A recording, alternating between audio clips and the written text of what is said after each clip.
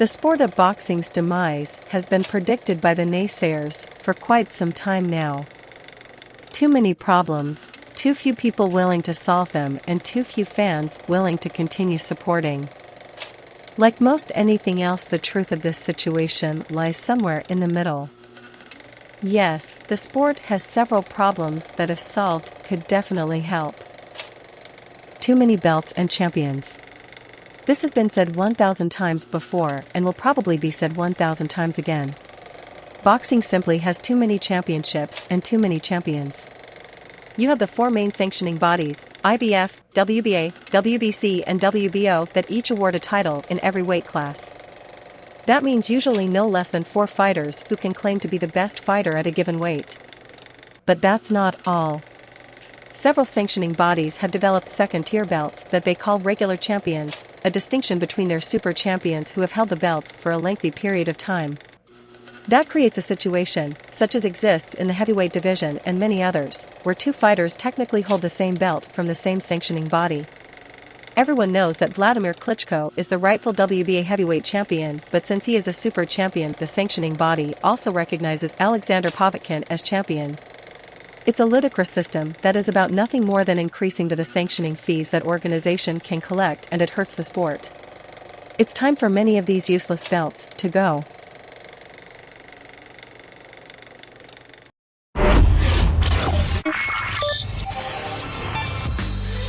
Canelo Alvarez is the middleweight boxing champion of the world. So is Gennady Golovkin, and Jermall Charlo, and Chris Eubank Jr. Sort of. Boxing has a serious belt problem. So which one counts?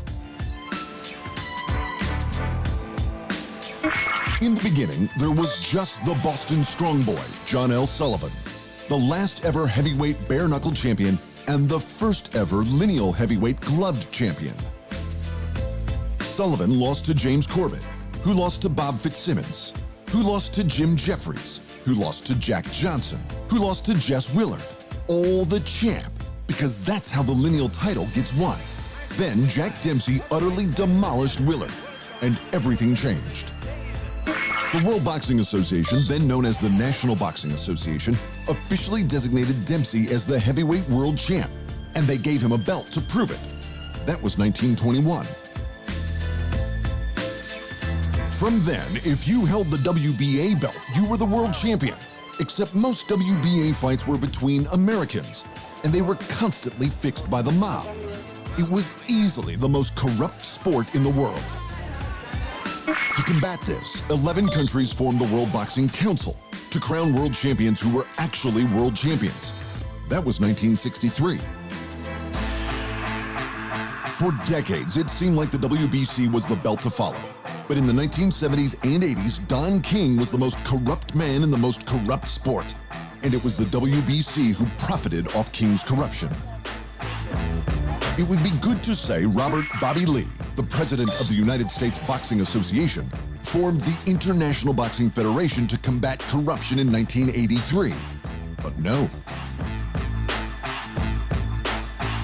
After gaining recognition as the third belt thanks to fighters like Larry Holmes, Lee and the IBF were found guilty of racketeering, taking bribes, money laundering, and tax evasion. A fourth sanctioning body was formed, the World Boxing Organization, to clean up the mess. That was 1988. But by then, it was too late. With new WBO champs like Prince Naseem and Vitaly Klitschko validating the organization, there were too many belts to know which one was the real one. And which belt is the real one? None of them. Dempsey didn't need a belt to be crowned the #1 guy. He just needed to beat the #1 guy before him. And that's how boxing is supposed to work. Lineal champions are the only real champions, and everyone else is just a contender. Thanks for watching. And remember, if you want more fight sports in your life, just hit the subscribe button. So there you have it. A mess of a situation. The next work and episode will be attempting to untangle the mess of a single division and see if we can uncover who is the true champ of that weight class. Leave comments and votes to decide which weight class we will spotlight.